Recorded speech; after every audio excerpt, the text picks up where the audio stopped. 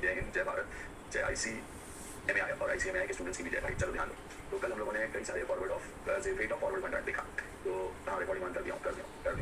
तो कल हम लोगों ने क्या देखा, बहुत सारा रेट ऑफ फॉरवर्ड कॉन्ट्रैक्ट देखा। रेट ऑफ फॉरवर्ड कॉन्ट्रैक्ट में पहला चीज हमने कल पढ़ा कि भाई आप delivery on time, on due date delivery दे सकते हैं। तो एकदम सिंपल है, $1 लाख हमको पे करने थे, @65.40 रेट है। तो हम लोग क्या कर लेंगे, आप भैया 65.50 रेट है तो 65,50,000 ऑन ड्यू डेट पे कर देंगे। तो कल एक चीज ये पढ़ी। दूसरी चीज हमने पढ़ी कि अर्ली डिलीवरी करनी। अर्ली डिलीवरी मतलब क्या, समय से पहले डिलीवरी देंगे।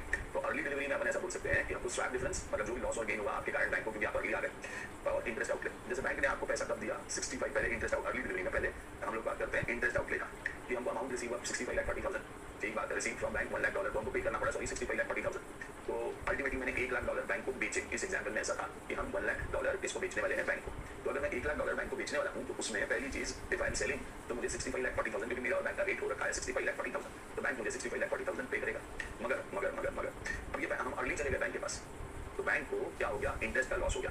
अगर बैंक किस डेट पे खरीदता, जो अर्ली डेट पे आप गए उस डेट पे खरीदता, तो बैंक 65,22,000 पे करता। लेकिन क्योंकि आपसे रेट कॉन्ट्रैक्ट हो रखा है, बैंक को 18,000, 65.22 माइनस 65.40, 0.18 इंटू 1 लाख, मतलब 18,000 एक्स्ट्रा पे करने पड़ गए, वो भी कितने दिन पहले, 31 डेज बिफोर। तो अगर बैंक को 31 डेज बिफोर आपको पे करने पड़ गए, तो इसका जो ब्याज है, इसका जो इंटरेस्ट है, बैंक आपसे लेगा, तो वही 275 इंटरेस्ट माइनस कर दे। और इसके अलावा अगर आपका ये पैसा बैंक को ऑन ड्यू डेट मिला होता, तो बैंक इसको सेल करती 65.42 में। 65.42 में बैंक के पास 65,42,000 आए होते, क्योंकि $1 लाख आपसे खरीदती बैंक, और लोगों को मतलब किसी थर्ड पार्टी को सेल करती। कितने में सेल करती, तो ऑन से ड्यू डेट 65.42 में सेल करती।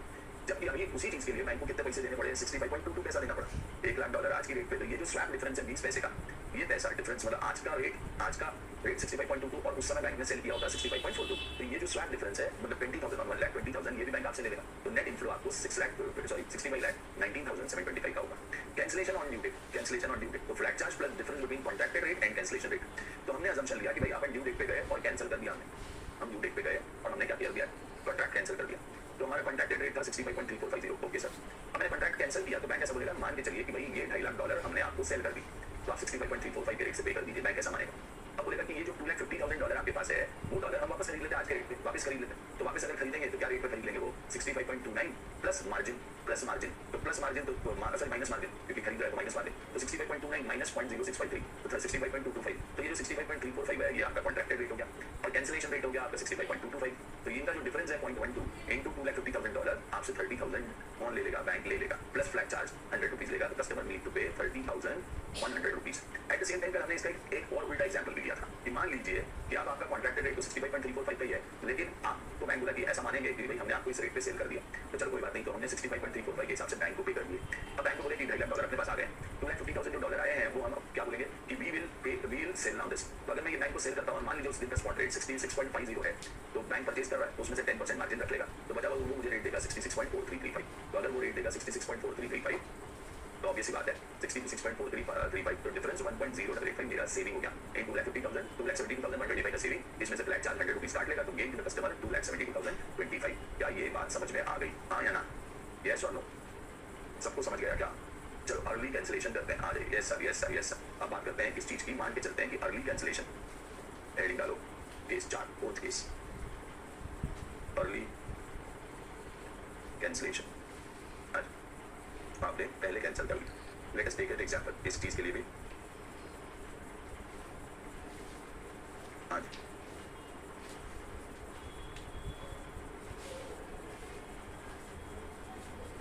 इलस्ट्रेशन से एक कितने होगा, जो भी एग्जांपल लेते हैं, let us take an example. You as a broker has entered into a 3-month forward contract with your customer to purchase AUD 1 lakh at the rate 47.25 Australian dollar AUD 1 lakh. हम 3 महीने पहला कॉन्ट्रैक्ट एंटर किए कि हम Australian dollar 1 lakh purchase करेंगे at the rate, this is purchase, हम purchase करेंगे at the rate 47.25। अगर बैंक हमको सेल करेगा, बैंक का सेलिंग रेट हमारा बैंक रेट। तो you as a banker has entered into 3-month, अच्छा यू एज अ बैंकर, मतलब हम बैंकर है तो बैंक परचेज करेगा, मैं यहाँ लिख देता हूँ bank will purchase, bank will purchase. ठीक, बैंक खरीदेगा तो हम बेचेंगे। तो $1 लाख बैंक क्या रेट से खरीदेगी, कॉन्ट्रैक्टेड रेट, इसी को कौन सा रेट बोल रहे हैं, कॉन्ट्रैक्टेड रेट, कॉन्ट्रैक्टेड रेट। ठीक है, तो बैंक का 47.25 का कॉन्ट्रैक्टेड रेट है, तो बैंक परचेज करेगा इस पर्टिकुलर रेट पर, ऐसा बोल रखा है। अब after 2 month your customer comes to you, ये इसका टाइम पीरियड था, T is equal to 3 month का, टाइम पीरियड 3 मंथ था। Now after 2 months, after 2 month customer request, the customer comes to you and request cancellation of contract. After 2 month customer request to cancel contract, ठीक है भाई, contract cancel करने की request करता है। उस दिन का स्पॉट रेट से 47.30 एंड 35 और 1 month forward rate, 1 month forward rate तो 1 मंथ फॉरवर्ड कितने दिया हुआ है, 1 मंथ फॉरवर्ड दे रखा है 47.45 एंड 52, ठीक है। Determine cancellation charges payable by, तो आपका कस्टमर अंडर ओरिजिनल कॉन्ट्रैक्ट कितने में 47.25 का आपका कॉन्ट्रैक्टेड रेट है, ये तो कॉन्ट्रैक्टेड रेट है। और कैंसिल कौन से तारीख को किया आपने, कैंसिल किया, देखो अगर मान लीजिए फॉर एग्जाम्पल, तो अपन ऐसा बोलेंगे कि मान लीजिए अगर आप कौन से तारीख को आते से आपसे $1,00,000 मैं परचेस करता, कौन से, ये 1 मंथ फॉरवर्ड में 2 महीने बाद है ना, तो 1 मंथ, और मैं उसको सेल करता, बीइंग अ बैंक आपसे परचेस करता और मैं सेल करता 47.52 में, एक्जैक्टली जैसा काय में सोचे थे, अर्ली कैंसिलेशन या अर्ली डिलीवरी में सोचे थे, वैसे ही सोचेंगे कि भाई हमारा काय का डिफरेंस हो जाएगा। तो ऐसा बोला जा सकता है कि cancellation charges is equal to cancellation charges is equal to, आपको सीधा सीधा से इतना ही काम करना है कि अगर बैंक आपसे खरीदता तो difference is contracted rate minus rate opposite number में आना चाहिए ना, काउंटर पोजीशन लेनी होती है। जैसे बैंक परचेस करने वाला होगा ना, तो अपने को सेलिंग रेट ले लेने का, सेलिंग रेट इसलिए कि बैंक आपसे परचेस करके किसी न किसी को बेचा होगा, तो कॉन्ट्रैक्टेड रेट में आपको खरीदा होगा और बैंक ने सेल, यहाँ पे हमेशा रेट ऑफ काउंटर पोजीशन वो रेट ले लेंगे। रेट ऑफ काउंटर पोजीशन मतलब आपसे खरीदा होगा 47.25 में और किसी न किसी व्यक्ति को, बैंक अपने पास थोड़े रख लेता, वो $1,00,000 बैंक सेल करता, तो बैंक अगर सेल करता तो इस रेट पर सेल किया होगा 47.52, तो भाई आप क्योंकि अर्ली आ गए तो बैंक का नुकसान हो गया, ये जो नुकसान हो गया डिफरेंस का कि 47.52, तो बैंक को जो नुकसान हो गया वो कौन देगा, वो आप देंगे, सिंपल बात है। तो 47.52 अपॉर्चुनिटी लॉस 0.27 इंटू $1,00,000, तो भाई $27,000 AUD, तो आपको this is customer need to pay to bank, तो therefore cancellation charges payable to bank, cancellation charges payable to bank 27,000, तो कस्टमर पे करेगा 27,000 किसको, बैंक को। सिंपल सा है, जब भी ऐसी बात हो आपको काउंटर पोजीशन ले लेनी। काउंटर मतलब बैंक आपसे खरीद के इस पैसे का क्या की होती, तो बैंक इस पैसे का क्या की होती, आपसे $1,00,000 खरीदती और किसी न किसी व्यक्ति को 47.52 में सेल की होती, लेकिन आप अभी आ गए इसलिए वो सेल नहीं कर पाई, तो सेल नहीं कर पाई तो उनका अपॉर्चुनिटी लॉस हो गया, तो वो अपॉर्चुनिटी लॉस कौन पे करेगा, कस्टमर पे करेगा, तो वो अपॉर्चुनिटी लॉस 0.27 इंटू 1,27,000 आपको कैंसिलेशन पे कर देने, बस इतना ही चार्ज है, कोई फिक्स चार्ज फ्लैट चार्ज होगा नहीं, प्रॉब्लम है, तो बस इतना सही बात। चल, तो ये हो गया अपना कौन सा फोर्थ सिचुएशन भी हो गई। क्या ये बात समझ आ गई है कि हमेशा कैंसिलेशन लेना है तो काउंटर पोजीशन लेनी, कि बैंक परचेस करने वाला था तो बैंक सेल करता तो क्या होता, तो बैंक काउंटर पोजीशन ले लीजिए, तो रेट ऑफ काउंटर पोजीशन लेकर के अपन डिफरेंस निकाल के उतना या तो पे कर देंगे या रिसीव कर लेंगे। ये बात समझ आ रही क्या, हाँ या ना guys, have you all got this? Yes sir. तो हमेशा ऐसा काउंटर पोजीशन सोच लेने का कि भाई क्या हुआ, हमारा ये रेट था, हमसे बैंक खरीदती तो 47.25 में खरीदती बराबर, और बैंक उसको बेचती कितने में, 47.52 में, तो बैंक का जो 0.27 का अपॉर्चुनिटी गेन होता वो आपके अर्ली कैंसिलेशन की वजह से नहीं हो पाया, तो उतना पैसा बैंक आपसे ले लेगी, 27,000 रुपीज ले लेगी, क्या बात है। Next extension of due date. चलो यहाँ मैंने कहा था कि लेट डिलीवरी, लेट कैंसिलेशन और लेट एक्सटेंशन वो इकट्ठा पढ़ेंगे, तो अगला चीज पढ़ते हैं, नेक्स्ट चीज पढ़ते हैं से एक्सटेंशन ऑफ ड्यू डेट, 5वीं case, 5th case, extension of due date. Extension of due date में 2 स्टेप रहेगी, एक कि ऐसा मान के चलना होगा कि आपने पहला वाला कॉन्ट्रैक्ट, इसमें ऐसा मानेंगे कि the first contract is cancelled, जो पहला कॉन्ट्रैक्ट था आपका वो आपने क्या कर दिया, कैंसल्ड ऑन ड्यू डेट, तो first contract is cancelled on due date, and दूसरा चीज a new contract is form. तो बेसिकली बात यही है कि एक्सटेंशन में हम 2 चीजें मान के चलते हैं कि क्या हुआ, जो पहला कॉन्ट्रैक्ट था वो आपने कैंसिल कर दिया ड्यू डेट पे, तो जो पहला कॉन्ट्रैक्ट अगर आपने कैंसिल कर दिया ड्यू डेट पर, तो ये वाला तो हम कैंसिलेशन ऑन ड्यू डेट, तो हम कल पढ़ ही चुके हैं कि कैंसिलेशन ऑन ड्यू डेट कहाँ गया, ये आपको flat charge plus difference between contracted and cancellation rate देना होगा। तो पहला तो आपको यही करना है, जो ऐसा कल जो अपने क्रिश का एग्जांपल लेकर आ जाएगा कि क्रिश ये हो गया, नहीं भाई मेरे हिसाब से आज पेश हो गया, ठीक है सर, तो कल उसका एग्जांपल ले लिया ना, तो भाई कल उसको प्रॉफिट भी हो गया, तो आज बोर्ड बेच के सो रहा है सुबह, तो कल जैसे हमने एग्जांपल लिया था कि flat charge plus difference between contracted rate, तो हमारा हमको ऐसा मानना है कि भाई आपका ऑन ड्यू डेट बंदा क्या किया, पहले सेल किया बाद में बाय किया, या पहले बाय करेंगे फिर क्या करेंगे, वही वापस सेल कर दें, तो काउंटर रेट लेते हैं, अपन क्या लेते हैं, उल्टा रेट लेते हैं। आगे बात वही है, देखो कल 65.34 बैंक सेल करने वाला था, तो बैंक का परचेस रेट लिया हमने, बैंक का परचेस रेट लिया, तो काउंटर पोजीशन ली और फिर उसमें से अपन ने क्या एडजस्ट कर दिया, से मार्जिन एडजस्ट कर दी, तो काउंटर पोजीशन ली 65.29 और क्या कर ली, मार्जिन एडजस्ट कर ली, तो ये वाला चीज लेना पड़ेगा प्लस फ्लैट चार्ज, तो ये तो हो गया अर्ली कैंसिलेशन। तो sorry extension on due date, तो एक्सटेंशन ऑन ड्यू डेट भी आपको क्या करना है, फर्स्ट कॉन्ट्रैक्ट ऐसा मानना है कि कैंसिल्ड ऑन ड्यू डेट, तो ये तो हम ऑलरेडी सीख चुके हैं, और नए कॉन्ट्रैक्ट का कुछ प्रीमियम देना होगा तो प्रीमियम जोड़ देंगे, तो आपका एक्सटेंशन ऑफ ड्यू डेट आ जाएगा। जैसे एक एग्जांपल लेते हैं, जैसे इस केस में भी एक एग्जांपल लेते हैं कि suppose you are banker and one of your export customer has booked the $1 1 lakh forward sell for 2 month with you at a rate 62.52, तो मतलब within 2 month forward bank is suppose to purchase, एक exporter है तो उसको क्या premium is bank charge, तो bank is suppose to purchase, इतना purchase करेगा, bank is suppose to purchase $1 lakh, क्या रेट पर, एट द रेट वो रखा है 62.52, तो हमारा बैंक से रेट वो रखा है 62.52, मतलब कॉन्ट्रैक्टेड रेट है 62.52, बैंक क्या करने वाला है, परचेस करना। अब आप क्या हो गया, आज forward and sell contract for 2 month with 62 and simultaneously you covered yourself with the interbank rate 62.59, ठीक है, तो हम ये चीज क्या की है, अपन ये परचेस करेंगे और बैंक ने खुद को कवर कर रखा है इंटरबैंक रेट से, इंटरबैंक मतलब उसने किसी और बैंक से क्या कर रखा है, इस रेट का कोई मतलब नहीं है, बट ठीक है दिया है, प्रॉब्लम है तो मैं लिख देता हूँ कि 2 month forward bank is suppose to purchase $1 lakh, एक $1,00,000 आपसे खरीदेगा क्या रेट से, 62.5 रेट से, और बैंक ने अपने आप को इसमें क्या कर रखा है कि आपसे परचेज करेगा और किसी दूसरी बैंक को बेच देगा, इंटरबैंक सेल कर देगा एट द रेट क्या चीज 62.59। वैसे इसका हमको कोई मतलब नहीं है, क्योंकि भाई ये तो बैंक ने किया, बैंक में हमारे से थोड़े कॉन्ट्रैक्ट है, ये कॉन्ट्रैक्ट किसी और से, तो बैंक ने अपने आप को सिक्योर कर लिया कि जो आपसे $1,00,000 परचेज करेगा, बैंक उस चीज को क्या करेगा 62.59 में किसी को बेच देगा, ठीक, किसी को मतलब दूसरी बैंक को बेच देगा, बैंक ने अपने आप को सिक्योर कर रखा। अब क्या हुआ, however on due date 2 month your customer comes to you and request for cancellation of the contract। अब अपन ने ये क्या कर दिया, say on due date cancellation, बराबर, ऑन ड्यू डेट क्या हो गया कैंसिलेशन, एंड से रिक्वेस्ट फॉर कैंसिलेशन, एंड एक request for cancellation, on due date cancellation, and requested for extension of 1 month, 1 महीने का एक्सटेंशन मांगा, तो भैया पुराना कॉन्ट्रैक्ट कैंसिल कर दो और नया कॉन्ट्रैक्ट बना के 1 महीना एक्सटेंड कर दो, ठीक है। तो अब इस दिन स्पॉट रेट थे जिस दिन कैंसिलेशन 62.72 और 62.68, जरा ध्यान देना, रेट गिर रहा है, लेफ्ट टू राइट गिर रहा है, तो इस बार स्पॉट रेट क्या है, उल्टा है, 62.72 62.68 रेट गिर रहा है, डिस्काउंट है, और 1 मंथ फॉरवर्ड रेट है 62.64 62.64। अब ये रेट बढ़ रहा है, प्रीमियम है, 1 मंथ फॉरवर्ड में प्रीमियम है। Determine the extension charges by the customer assuming exchange margin assume कर लेते हैं कि 0.10% है ऑन बाइंग एंड सेलिंग, ठीक है। तो पहले तो अपन चलो, तो नंबर 1 सॉल्यूशन अभी का क्या करेंगे, कैंसिलेशन चार्जेस, तो कैंसिलेशन चार्जेस पहले तो cancellation charges is equal to, कोई फ्लैट चार्ज तो बोला नहीं है सर, काय का डिफरेंस आएगा, कॉन्ट्रैक्टेड रेट, हमारा कॉन्ट्रैक्टेड रेट और काय का ओरिजिनल कॉन्ट्रैक्ट एट क्या करेंगे आज के रेट पर, ये 62.72, इस रेट को क्या करेंगे से ये उल्टा दिया हुआ है, तो इसका मतलब है बैंक का सेलिंग रेट है 62.72 और बैंक का बाइंग रेट है 62.68, तो US dollar selling rate cancel, bank was suppose to buy purchase करने वाली थी, तो काउंटर पोजीशन लेंगे, तो बैंक क्या करेगा, अब इस रेट पर क्या करेगा, सेल करेगा, रेट उल्टा दिया हुआ है, मतलब जो पहले दिया हुआ है वो 62.72 बैंक का सेलिंग रेट है, तो काउंटर पोजीशन ले लिया हमने, कैंसिलेशन चार्जेस 62.72 बराबर प्लस कैंसिलेशन, हाँ जी काउंटर रेट में ऐसा लिखता हूँ, हम बाय करने वाले थे, अब सेल रेट ले रहे हैं, काउंटर रेट 62.72 प्लस ऐड कर लो क्या चीज, प्रीमियम, जब सेल का रेट है, ये का रेट है सेल का, तो इसमें ऐड मार्जिन, बैंक मार्जिन कमाएगी, तो सेलिंग का मार्जिन, परचेज रहता है तो मार्जिन माइनस करते हैं, सेल रहता है तो मार्जिन क्या करते हैं, ऐड करते हैं, तो 62.72 प्लस 0.10, तो 62.72 इंटू 0.10%, तो इसमें 0.06272, सर 62.52 परचेज रेट है ना ऑन ड्यू डेट, हाँ 62.52 क्या चीज नहीं, मैं कॉन्ट्रैक्टेड रेट की तो बात ही नहीं कर रहा हूँ ना, तो कॉन्ट्रैक्टेड रेट तो ये वाला, तो मैं अभी कैंसिलेशन रेट पहले निकाल रहा हूँ, मैं कैंसिलेशन रेट निकाल रहा हूँ, इस प्रॉब्लम में मैं पहले कैंसिलेशन रेट निकाल लूंगा, फिर कॉन्ट्रैक्टेड रेट, और फिर अच्छा जैसा पिछले प्रॉब्लम में किया था वैसा ही सर, जो पहले निकाले थे वो पहले निकालो सर, और जो बाद में निकाले थे वो बाद में निकालो सर, फालतू में नया चीज मत करो, ठीक है, कोई बात चल तेरे तरीके से, कॉन्ट्रैक्टेड रेट, ठीक है, आपका कॉन्ट्रैक्टेड रेट, तो ये तो आपका डिसाइड किया हुआ है 62.52, ठीक है, ये मेरा कॉन्ट्रैक्टेड रेट, ये रेट बना हुआ। अब दूसरा कैंसिलेशन रेट में हमेशा काउंटर पोजीशन ली जाती है, तो आपका सेल रेट या जो बाय रेट जो बोल रहे हैं 62.72 है, प्लस इसमें वो क्या करेगा, आपका ऐड मार्जिन इसमें क्या कर देगा, ऐड कर, तो देख एकदम इसको ऐसा सोचेंगे, मार्जिन को कैसे सोचेंगे, मार्जिन मतलब जो बैंक की अर्निंग है, तो मार्जिन में वो क्या करेगा, जब बैंक परचेज करता है, मान लो 84 रुपीज में परचेज कर रहा है और 85 रुपीज में सेल कर रहा है, एक सिंपल एग्जांपल, मार्जिन क्यों माइनस करते हैं और क्यों ऐड करते हैं उसका लॉजिक समझ जाएंगे पहले। तो अगर बैंक परचेज कर रहा है आपसे $1,00,000, तो बैंक हमेशा जाएगा परचेज में, इतना सिंपल लॉजिक बताओ, परचेज में हम हमेशा कम रेट चाहेंगे कि ज्यादा रेट चाहिए, ये मेरा परचेज रेट है और ये मेरा सेल रेट, मैं कौन हूँ, बैंक हूँ, मैं मतलब कौन हूँ, बैंक हूँ। अभी तो कोई भी बंदा अगर परचेज करना चाहता है, किसी भी चीज को परचेज करे, प्रोडक्ट परचेज करे, करेंसी परचेज करे, गुड्स परचेज करे, सर्विस परचेज करे, आप परचेज में हमेशा रेट कम चाहते हैं कि ज्यादा, बात फिर से सोच, परचेज कर रहा है परचेज कर रहा हूँ, मेरे को गाड़ी खरीदनी है तो रेट कम मिलना चाहिए ज्यादा का, हाँ बाद में पहले मोड़ लिख दिया था, उसको समझाया कम करना है, तो अगर हमको रेट कम चाहिए तो ऑब्वियस सी बात है इसमें से मार्जिन हम लोग क्या करेंगे, डिडक्ट करेंगे, 0.10% डिडक्ट कर दो।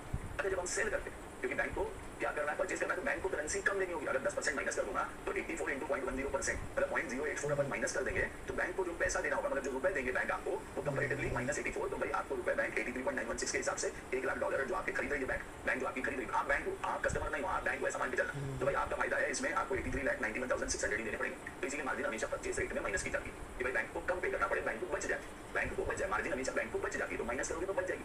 और अगर बैंक तुमको सेल कर रही है $1,00,000 सेल कर रही है, अच्छा सेल का रेट आपको ज्यादा चाहिए कि कम चाहिए, किसी भी प्रोडक्ट को सेल करते हो तो आपको रेट ज्यादा चाहिए कि कम, ज्यादा चाहिए, तो फिर मार्जिन यहाँ पर अपन क्या करते हैं, ऐड करेंगे प्लस 0.10%, तो 85 इंटू 0.10%, तो ये लॉजिक है कि जब हम क्या करते हैं, सेल करते हैं तो मार्जिन ऐड करते हैं, जब हम मतलब बैंक का, हम मतलब कस्टमर नहीं, तो जब बैंक सेल करेगी तो मार्जिन ऐड करेगी, जब बैंक परचेज करेगी तो मार्जिन माइनस करेगी, तो यहाँ रेट हो जाएगा 85.085 इंटू $1,00,000 इंटू $1,00,000, तो ये आ गया 85.085 इंटू 1,00,000 मतलब 85,08,500, इतना बैंक को पैसा रुपी मिलेगा, ये रुपी पेड फॉर $1,00,000, ये रुपी रिसीव्ड फॉर $1,00,000। ये कंसेप्ट समझ गया कि हम मार्जिन ऐड क्यों कर रहे हैं और माइनस क्यों कर रहे हैं। तो बैंक का भैया मार्जिन मतलब बैंक की अर्निंग है, तो मार्जिन मतलब बैंक की अर्निंग है सर, कब बैंक के हिसाब से और कब कस्टमर के हिसाब से सोचेंगे, देख तो मैं कल से 4 बार बोल चुका हूँ, हमेशा बैंक के हिसाब से ही सोचेंगे, जो दूसरा इम्पैक्ट रहेगा वो कस्टमर पे रहेगा, तो हम हमेशा सोचेंगे बैंक के हिसाब से, कोई भी प्रॉब्लम हो, आपको कल भी कहा था मैंने, ये पॉइंट कल भी बोला था कि हमको किसके एंगल से सोचना है, हमको ये मान के चलना है कि हम बैंक है, कल देख अगर मैंने अभी तक तू ध्यान से सोचेगा, तो मैंने सारी पोजीशंस में यही सोचा है कि मैं बैंक हूँ, जैसे फॉर एग्जांपल मैंने कल कैंसिलेशन पढ़ाया, तो कैंसिलेशन जब पढ़ाया तो हमने क्या सोचा, बैंक के पास आप गए, आपने बोला मेरा कॉन्ट्रैक्ट कैंसिल, बैंक बोला ना कॉन्ट्रैक्ट कैंसिल नहीं, ये $2,50,000 लो, ये रहे लाओ पैसे दो अपना जो रेट कॉन्ट्रैक्टेड, ठीक है। फिर बैंक ने ही बोला वापस बेचोगे, बराबर। तो बैंक ने परचेज रेट लिया हमने, बैंक की मार्जिन माइनस की, वापस किसके एंगल है, दोनों बातें। बैंक ने बोली कि नहीं पहले तो अपना कॉन्ट्रैक्ट ऑनर करो और फिर मैं वापस खरीदता हूँ, जो डिफरेंस है वो आप मुझे पे कर दो, प्लस फ्लैट चार्ज पे कर दो। देखो किसके एंगल से सोचा, बैंक के एंगल से।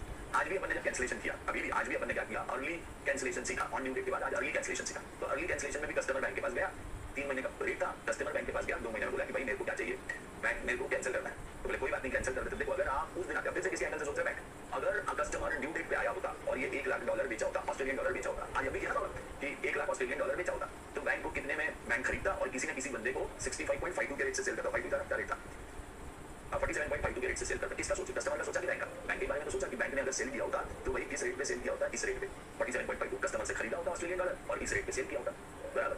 और खरीदा कितने में होता, कॉन्ट्रैक्टेड रेट पर 47.25। तो बैंक का 27,000 रुपए का नुकसान हो गया, जो कस्टमर भर के देगा, जो कौन भर कर देगा, कस्टमर। हर बार हम किसके एंगल से सोच रहे हैं, बैंक के एंगल से। इवन अभी ये जो एक्सटेंशन ऑफ ड्यू डेट आया, कस्टमर बोला एक्सटेंशन, फिर हमने सोचा कि देखो बैंक ने सोचा मेरा रेट कॉन्ट्रैक्टेड भैया 62.52 था, 62.52 था, ठीक बात है ना, रेट कॉन्ट्रैक्टेड 62.52 था। तो एक काम करो, आपको सिंपलिसिटी रखते हैं, ऐसा करते हैं, चल इसको, ये जो रेट मैंने स्पॉट रेट रखा है ना, ये उल्टा लिखा हुआ ना, इसको सीधा लिख देता, फालतू में चक्कर नहीं करते, ऐसा लिखते 62.68, 62.72। चल अब आपको समझना और आसान हो गया, 62.68, 62. तो बैंक आपसे खरीदता और किसी को क्या रेट पे बेचा होता उसने, बैंक ने बेचा होता। आप कॉन्ट्रैक्ट आए एक्सटेंशन करने के लिए, अब बहुत आसान है, मैंने इसको रेट सीधा कर लिया तो अभी आपको समझने में आसान हो जाए। तो बैंक आपसे खरीदा होता इस रेट पर 62.52 पे, और बैंक किसी बंदे को सेल किया होता, आपसे खरीद के फिर से क्या करता, सेल करता। अगर आप एक्सटेंड नहीं करते तो उसने सेल कितने में किया होता, 62.72 प्लस वो अपना मार्जिन ऐड करता 0.10 बैंक। तो मतलब बैंक को इफेक्टिव रेट 62.27 प्लस 0.10% मतलब 0.620627, इतना बैंक और ऐड कर लेता, बराबर। तो इफेक्टिव रेट 6278,272 ये रेट हो जाता, ये रेट मिलता, बराबर। और इसी को अपन क्या कर लेते हैं, राउंड ऑफ कर लेते हैं, 27 है 62.7827 पे राउंड ऑफ कर लेते हैं, मतलब 5 10 ऐसा इस पे राउंड ऑफ कर लेते हैं। तो अगर ये भी 520 है तो मैं ऐसा मान के चल रहा हूँ 200 है, तो इसको भी अपन 6 राउंड ऑफ करो नहीं करो कुछ फर्क नहीं पड़ता, आप इसको राउंड ऑफ नहीं भी किया तो भी चलेगा। तो मैंने ऐसे ही बोल दिया 62.7825 का रेट किसको मिला होता, देवदत्त किसको मिला होता, बैंक को मिला होता। कि आपसे खरीदता $1,00,000, ये बैंक ने आपसे कॉन्ट्रैक्ट किया था ना परचेज का $1,00,000, और किसी न किसी बंदे को सेल करता क्या रेट पर, 62.7825 पर। तो अगर इस रेट पर सेल करता तो ये जो difference therefore difference is equal to 62.7825 minus 62.52। ये राउंड ऑफ करो नहीं करो आपकी मर्जी है, इसमें कोई कंपल्सन नहीं है कि राउंड ऑफ करो। इनटू कितना, $1,00,000, इतना कौन पे करेगा, the difference will be paid by cancellation charges. Difference बोलो, जैसे को कैंसिलेशन चार्जेस बैंक को देना होगा आपको 62.7825 माइनस 62.52 इंटू $1,00,000 रुपए, तो आपको 26,250 रुपए, 28 नहीं आ रहे 26 आ रहे, फिर आप फिर से 26,250 आ रहे हैं, तो 26,250 रुपए कौन पे करेगा, कस्टमर पे करेगा to bank, paid by customer to bank, bank को पे करेगा 26,250, बराबर। प्लस अब क्या करेगा, एक्सटेंशन रीबुकिंग करनी है, रीबुकिंग। तो रीबुकिंग के लिए आज का रेट क्या है, बाइंग रेट क्या है, रीबुक करना है तो मतलब कस्टमर का 1 मंथ फॉरवर्ड बाइंग रेट क्या है, ये 62.64, एक महीना फॉरवर्ड बाइंग रेट है 62.64। अब भैया मैं आपको पुराने की बात खत्म हो गई, 28,200 ने 26,250 दे दो और पुराना कैंसिल हो गया। अब आपको क्या चाहिए, तो आपने कहा कि सर 1 महीने के बाद मैं क्या करूंगा, जैसे $1,00,000 आपको सेल करना, मतलब बैंक बाय करेगा $1,00,000 जो अपना ओरिजिनल कॉन्ट्रैक्ट था वही वाला कॉन्ट्रैक्ट टू परचेज 1 लाख, लेकिन 1 महीने बाद। तो 1 महीने के बाद का रेट क्या है, 62.64। तो फिर रीबुकिंग से 1 month forward rate 62.64 buying rate, कौन सा रेट, बाइंग रेट, क्योंकि बैंक 1 महीने बाद खरीद रहा है, बैंक 1 महीने बाद खरीद रहा है। बाइंग रेट में आप जानते हैं मार्जिन हमेशा माइनस होती है, तो मार्जिन एडजस्ट कर देंगे, मार्जिन 0.10%, तो भाई ये वाला रेट 0.10 तो 0.06264 माइनस हो जाएगा, तो आपका रेट आ जाएगा 0.62.57736 ये रेट। या फिर इसको राउंड ऑफ कर दो, तो राउंड ऑफ ये 3625 के पास में है कि 50 के पास में है, सर 50 है, 25 से 50 नहीं, ये तो हाँ उतना ही राउंड ऑफ करो, क्या कोई फर्क नहीं पड़ता। तो 62.5775 पे राउंड ऑफ करते हैं। सो इसको हम आगे राउंड ऑफ कर दो, या राउंड ऑफ नहीं भी किया तो चलेगा, छोड़ भी दिए तो चलेगा, ये वाला रेट रीबुकिंग का रेट है। ये बात समझ में आ गई क्या, ओरिजिनल कॉन्ट्रैक्ट को कैंसिल के लिए काउंटर पोजीशन लिए, कि अगर मैं मुझे आपसे मिला होता पैसा तो मैं उसको इस रेट पे सेल करता, तो अगर आपसे $1,00,000 समय पे मिल जाते तो हम लोग 62.72 में बेच देते प्लस मार्जिन, तो वो मार्जिन के रेट पे बेच देते, आपसे खरीदते 62.5452 जो हमारा कॉन्ट्रैक्टेड रेट था। तो वो कॉन्ट्रैक्टेड रेट और आपका कैंसिलेशन रेट का डिफरेंस बैंक आपसे ले लेगा और एक नए रेट से रीबुक कर देगा। नया रेट आपको 1 महीने के बाद $1,00,000 का क्या करना है, बेचने हैं, बैंक को खरीदने हैं, आपको बेचने हैं तो बैंक का खरीदने वाला रेट देखो 62.64 और खरीदने में बैंक मार्जिन माइनस कर देती है, तो माइनस कर दी बैंक का मार्जिन, तो 62.57736 ये रेट आ गया, या 62.5775 राउंड ऑफ करो तो ये रेट आ गया। क्लियर है, इज इट क्लियर, क्या ये बात क्लियर है सबको? यस सर, काव्या को तो एकदम मस्त क्लियर हो गया है, देवदत्त को भी और प्रॉब्लम नहीं है, उसको ये सिर्फ एक ही प्रॉब्लम थी देवदत्त को कि सर एंगल किसका सोचना है। अब उसको बात समझ में आ गई है कि अपने को बैंक के एंगल से सोचना है कि बैंक को क्या हो रहा है, बैंक को नुकसान हो रहा है, बैंक को फायदा हो रहा है, बैंक को नुकसान हो रहा है, बैंक को फायदा हो रहा है, ठीक है। एक्सटेंशन बिफोर ड्यू डेट, चलो पांचवें के बाद छठा केस, sixth case, extension before due date के पहले अगर एक्सटेंशन करें, एक्सटेंशन बिफोर ड्यू डेट, तो अगर एक्सटेंड कर दिया हमने before due date, suppose you as a banker, फिर से अपन कौन है banker, enter into forward purchase contract, हमने फिर से एक forward purchase contract $50,000 on 5th of March with an export customer for 3 months at a rate 59.6, फिर से bank entered into a contract bank entered into a contract purchase $50,000 after 3 month purchase करेगी, bank purchase करेगी 3 महीने के बाद $50,000। क्या rate पे purchase करेगी, कॉन्ट्रैक्टेड रेट क्या है आपका, तो 59.60 इस रेट पे हमारा डिसेंट। On the same day you also covered yourself in the market at 60.6025। Bank ने अपने आप को ये इन्फॉर्मेशन इंटरबैंक की ये परचेस करेगी तो बैंक ने रेट कर दिया कि जैसे $50,000 आएंगे तो interbank offer rate to sell, interbank sell क्या रेट पे बात कर रखा है 60.6025। अगेन इस चीज का कोई मतलब नहीं है, ये बैंक ने अपना ऐसे ही इमोशनल क्या करके रखा है, खुद को सिक्योर करके रखा है कि $50,000 आए और कोई मार्केट में अगर क्या नहीं खरीदार नहीं है तो अपन बैंक को किसी बैंक को एक तरीके से ये आपका ऑप्शन बना के रखा है बैंक ने, ऑप्शन कि नहीं मिनिमम ये जो पैसा आएगा 59.60 पे इसको मिनिमम एक्सरसाइज प्राइस 60.6025 पे जैसा अपन डेरिवेटिव में करते हैं ना एक्सरसाइज प्राइस, तो वैसा भैया बैंक ने अपने आप को सिक्योर करके रखा है इंटरबैंक सेल रेट से कि भैया तो अगर कोई मार्केट में नहीं मिला तो अपन ये बैंक को इधर बेच मारे इसको इंटरबैंक सेल किसी बैंक को ही दे देंगे और मार्केट में मिलेगा तो मार्केट में ज्यादा रेट पे बेचेंगे, इस बैंक को नहीं देंगे। उन्होंने ऐसा ऑप्शन बना के रखा है अपने, इसका कोई मतलब नहीं है अनलेस एंड अनटिल कुछ प्रॉब्लम है बोलो आगे देखते हैं। हाउएवर ऑन 5th मार्च, ये कब की बात थी, 5th मार्च को बंदा आया था, कितने पीरियड के लिए 3, तो 5th मार्च से ये कौन सी डेट की बात है 5th मार्च, ठीक है 5 मार्च, 5th मार्च से 3 महीना मई, 5 अप्रैल मई जून होता है तो 3 महीना, लेकिन सामने वाला बंदा 5th मई को ही आ गया और ये बिफोर ड्यू डेट अपने पास आ गया तो 5th मई को 2 महीने बाद ही आ गया, 3 महीने के बाद 2 महीने बाद बोला उस डेट पे मैं बेच नहीं पाऊंगा तो 5th मई को आकर के बोला your customer comes to you and request for extension to 5th of July, original contract 5th June का था तो 1 महीना आगे मांग रहा है तो यहाँ पे request for extension to 5th of July, इस डेट पर एक्सटेंशन मांग लिया उसने, 5th ऑफ जुलाई का एक्सटेंशन मांग लिया, request for extension to 5th of July मतलब 1 मंथ आगे, ठीक बात है। आज on this date that is May 5th को स्पॉट रेट चलते से यहाँ स्पॉट रेट है 59.1314, ठीक है।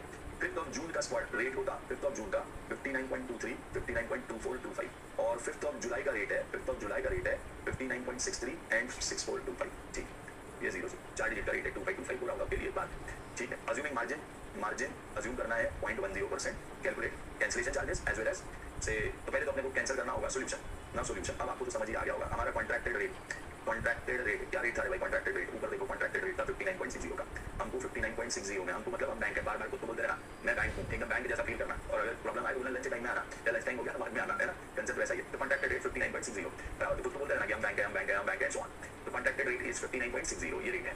कैंसिलेशन रेट अर्ली कैंसिलेशन, अच्छा कैंसिलेशन में कैसा सोचते हैं कि अगर आपने ऑनर किया होता, अगर आपने क्या किया होता ऑनर किया मतलब आप बराबर 5th ऑफ जून को आते तो क्या रेट देते भाई, अगर 5th ऑफ जून सभी लोग एक शुरू में जवाब देंगे कि अगर ये टाइम पे बात हुई होती तो बैंक जो आपसे 50,000 मिलता वो क्या रेट से बेचता बैंक, अभी का बाय का कॉन्ट्रैक्ट है यहाँ पर ये क्या है बाय है तो अपने को काउंटर पोजीशन लेनी है, काउंटर पोजीशन मतलब अगर तुम अपना कॉन्ट्रैक्ट ऑनर करते मतलब आप बराबर 5 जून को आते तो आप किस रेट पर, सभी लोग रेट लिखेंगे किस रेट पर बैंक सेल कर सकता था, बैंक किस रेट पर कैंसिलेशन रेट निकालना है तो किस रेट पर बैंक सेल कर सकता था सर 59.2425, जे बात वेरी गुड तो बैंक सेल किया होता cell rate on 5th of June मतलब बैंक सेल किया होता क्या रेट से 59.2425। अच्छा इसमें मार्जिन बैंक ऐड करता कि माइनस करता, इसमें मार्जिन बैंक ऐड करता कि माइनस करता, ऐड तो प्लस मार्जिन, चलो मार्जिन जोड़ लो 0.10% मतलब 0.05922425 तो भाई आपका कैंसिलेशन रेट हो जाता 0.592 59.3017 59.3017 मतलब राउंड ऑफ में इसी को अपन क्या बोल सकते हैं 3025 और मैं भाग ले जाता हूँ 59.3025 राउंड ऑफ में ऐड करते तो अब इसका जो डिफरेंस है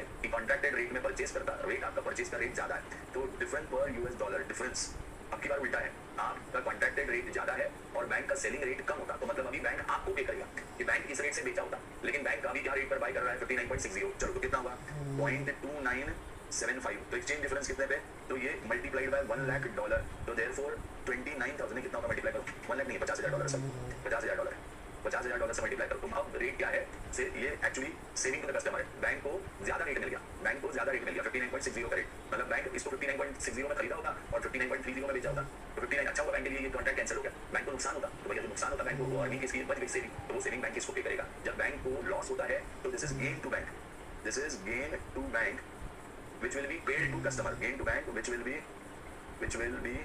paid to customer को पे करना होगा बैंक कितना 20.2975 इनटू 50,000 तो अभी तक बैंक को लॉस हो रहा था तो बैंक आपसे रिकवर कर रही थी, अभी बैंक को गेन हुआ है तो कस्टमर को पे करेगी बैंक पेड टू कस्टमर 14,875 दो को आ गया क्या एक बार अपना भी फायदा है ये हुआ क्या कैंसिलेशन में तो इन शॉर्ट ऐसा हुआ कि भाई आप अर्ली जाकर के बैंक को बता दिए, जैसा कि आप अर्ली जाके बैंक को बता दिए तो बैंक बोला कि मैं 5 जून को आपसे खरीद के 59.2425 में किसी को सेल किया होगा बराबर प्लस मार्जिन तो 59.3017 में हमने किसी को क्या किया होता सेल किया होता तो 59.3017 में अगर 3025 में सेल किया होता तो डिफरेंस 0.2975 बैंक को लॉस होता फिर लॉस टू द बैंक हो जाता, अगर ये ऐसा होता अच्छा हुआ आपने कैंसिल किया तो इतना बैंक का सेविंग गेन लिखने की जगह this is saving to the bank, ये पैसा सेव हो गया सेविंग टू बैंक, बैंक को नुकसान से गुजरना नहीं पड़ा तो बैंक उतना पैसा आपको दे देगी 14,875 which will be paid to customer. बात समझ में आ गई? ये बात समझ आ गई क्या? Yes sir. अच्छा ये तो हो गया. अब नया कॉन्ट्रैक्ट रीबुक करना होगा ना. रीबुकिंग नया कॉन्ट्रैक्ट रीबुक करना होगा. तो रीबुकिंग चलो रीबुकिंग कर देते हैं. तो रीबुक करेंगे तो अब वो क्या बोलता है कि भाई अब बैंक को कब सेल करेगा या 50,000 कब जुलाई में. तो रीबुकिंग से charges forward buying rate. Forward rate कौन से 5th ऑफ जुलाई का. 5th ऑफ जुलाई का कौन सा वाला रेट लेंगे. 5th ऑफ जुलाई का अभी फिर से नया कॉन्ट्रैक्ट बन रहा है टू परचेस. बैंक परचेस करना चाहिए. रेट बताओ कौन सा वाला रेट लेंगे. 5th जून का जुलाई का कौन सा रेट लेंगे. 59.63. इसमें मार्जिन ऐड करोगे कि लेस करोगे. इसमें मार्जिन बाय रेट लेंगे. By rate correct by rate. इसमें मार्जिन ऐड करेंगे लेस करेंगे सर. लेस करेंगे सर. तो हमारा 5th ऑफ जुलाई का रेट आ गया 59.63. 59.63 लेस मार्जिन परचेज कर रहे हैं 0.05963. तो आपका इफेक्टिव रेट आ गया 59.5704 और 59.57. ठीक है इसको राउंड ऑफ कर लें. ये रीबुकिंग क्लियर है क्या. ये ओरिजिनल कॉन्ट्रैक्ट कैंसिल हुआ तो भैया कैंसिलेशन पे बैंक को सेविंग हुई होती कस्टमर को पे कर देगी बैंक. एंड भाई रीबुक कर देगी या 5th ऑफ जुलाई के लिए फॉरवर्ड रेट जो डिसाइड करा तो 59.57 के रेट पे रीबुक कर देगी. Is it clear to everyone.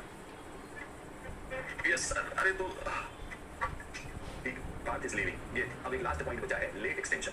Last point बचा है लेट एक्सटेंशन. लेट डिलीवरी या लेट एक्सटेंशन लास्ट पॉइंट बचा हुआ है. ये कौन सा नंबर का पॉइंट हो गया हमारा 6. चल 7th कंडीशन देख. 6 पूरी कंडीशन देख चुके हैं. आखिरी condition 7th condition.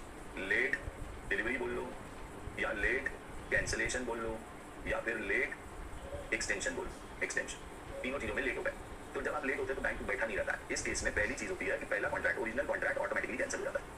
Original contract is automatically cancel. Bank original contract को ऐसा मान लेती है कि क्या हो गया है. फेडाई का रूल है कि अगर विच रिमेन्स ओवरड्यू तो we cancelled within 3 working days. Bank ज्यादा से ज्यादा आपके लिए 3 दिन इंतजार करेगी कि भाई आप ड्यू डेट पे नहीं आए. आप ड्यू डेट पे ना तो डिलीवर करने आए ना तो कैंसिल करने आए ना एक्सटेंड करने आए. तो बैंक आपका कितने दिन इंतजार करेगी. रूल है फेडाई का रूल है as per rule of foreign exchange dealers association of India. FEDAI के रूल के हिसाब से they will wait for 3 days. तो इट स्टैंड्स तो से contract stands cancelled within 3 working days. 3 working days में कॉन्ट्रैक्ट कैंसिल हो गया ऐसा माना जाएगा. तो contract is cancelled within 3 working days. Stands cancelled within 3 working days after maturity date. 3 working days after maturity date. तो भाई maturity date के बाद कॉन्ट्रैक्ट ऐसा माना जाएगा कि कैंसिल कर दिया गया है. ठीक बात है ऑटोमेटिक कैंसिल बराबर. तो फिर for late delivery and extension after due date as mentioned above the contract shall be treated as fresh contract. तो अब जो नया अगर तुमने लेट डिलीवरी किया मतलब तुम आए तुम 15 दिन बाद आए और बोले सर ये $50,000 पैसा माना जाएगा. उस दिन का तो कैंसिल हो गया. अगला 15 दिन का अपना नया कॉन्ट्रैक्ट बनाए और नए कॉन्ट्रैक्ट के हिसाब से पुराने कैंसिलेशन चार्जेस दो प्लस स्वैप डिफरेंस दो प्लस इंटरेस्ट आउटले दो. तो आपको यहाँ पर क्या क्या पे करना होगा. तो लेट कैंसिलेशन हुआ तो जो चार्जेस बैंक आपसे चार्ज करेगी चार्जेस क्या क्या लेगी. तो भाई चार्जेस एक तो एक्सचेंज डिफरेंस लेगी. जो भी एक्सचेंज डिफरेंस है वो लेगी. The difference between spot rate offsetting position on the date of cancellation after 3 working days and original rate. तो एक्सचेंज डिफरेंस मतलब ये अपन बोलेंगे कॉन्ट्रैक्टेड रेट माइनस क्या कैंसिलेशन रेट. ये वाला पैसा लेगी. एक्सचेंज डिफरेंस मतलब कौन सा contracted rate minus cancellation rate. एक चीज ये लेगी. इसके अलावा प्लस स्वैप डिफरेंस लेगी. स्वैप डिफरेंस लेगी. तो swap difference loss due to offsetting position of spot rate at date of cancellation and taking opposite position earlier forward rate. ठीक है स्वैप डिफरेंस लेगी. और इसके अलावा बैंक आपसे लेगी इंटरेस्ट आउटले. वैसे भी अगर देखो तो अभी तक क्या हो रहा था जब कैंसिल करते थे तो कैंसिलेशन के चार्जेस लगते थे. और जब आप क्या करते थे अर्ली डिलीवरी कर देते थे. जब आप अर्ली डिलीवरी कर देते थे तो आपको स्वैप डिफरेंस और इंटरेस्ट लगता था. तो ये तीनों मिला के आपसे और कुछ अगर फ्लैट चार्जेस अगर प्रॉब्लम में बोले मैं तो वो फ्लैट चार्जेस भी लेगा. Flat charges. Internet am I audible visible. इधर आया लिखिए इंटरनेट इज अनस्टेबल इसलिए पूछ रहा हूँ. Am I audible visible. Yes sir yes sir. तो बैंक आपसे क्या भी लेगी. यस सर ठीक. तो एक्सचेंज डिफरेंस लेगी स्वैप डिफरेंस लेगी इंटरेस्ट आउटलेट लेगी और कुछ फ्लैट चार्ज बोला है तो वो भी लेगी. साउंड ब्रेक हो रहा है अब ठीक है क्या. अब ठीक है क्या. साउंड अगर ब्रेक हो रहा है अब ठीक है क्या.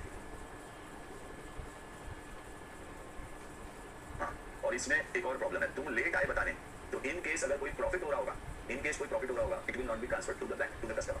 तो नोट यहाँ करना है कि in case there is profit. अगर कोई प्रॉफिट है in case there is profit by bank profit to bank gain है अगर टू बैंक से it will not be transferred. It shall not be passed to customer. क्योंकि तुम late आए profit हो गया तो बैंक खुद रखेगी और लॉस होगा तो तुमसे वसूल लेगी. तुम लेट बताने आए बैंक की गलती नहीं है. तो भाई यहाँ पर आपको जैसे नॉर्मली अगर पहले बताने आते हैं तो प्रॉफिट क्या कर देती है बैंक आपको ट्रांसफर कर देती. लेकिन अगर आप पहले नहीं आए और लेट आए तो अर्ली रहता है. तो अभी आपने देखा कि अभी आपको पिछले प्रॉब्लम में क्या हुआ प्रॉफिट टू कस्टमर होगा ना हो सकता है. तो बट वो प्रॉफिट टू कस्टमर ट्रांसफर नहीं करेगी. It will not be pass to customer. तो जो प्रॉफिट अगर हुआ कस्टमर को तब भी वो बैंक रख लेगी. क्या की वजह से वो लेट आने की वजह से रेट गिर गए. ये वाला वही पॉइंट है ना. हाँ यही वाला वही पॉइंट है कि गलती तुम्हारी है. तुम लेट आए हम क्या करें. तो जो प्रॉफिट हुआ वो हम रखेंगे और जो नुकसान हुआ वो हम क्या करेंगे आपसे वसूलेंगे. यही वाला पॉइंट हुआ. ठीक है आओ इलस्ट्रेशन 9 देखते हैं. सर तो बैंक लिखना गलत हो गया ना, क्यों? In case there is a profit, पहले तो बैंक को प्रॉफिट होता है ना भाई, तुम नहीं आए, एक बात बता, तुम नहीं आए कैंसिल करने को कॉन्ट्रैक्ट और रेट बढ़ गया, तुमसे बात हुई थी कि 59 पॉइंट कितने में लेंगे, पिछला प्रॉब्लम ही देख लेना, पिछला प्रॉब्लम ही देख, तुमसे बात हुई थी कि 59.660 में 59.60 और बाद में रेट हो गया 59.30, ऐसा मान के चलते हैं, ठीक है?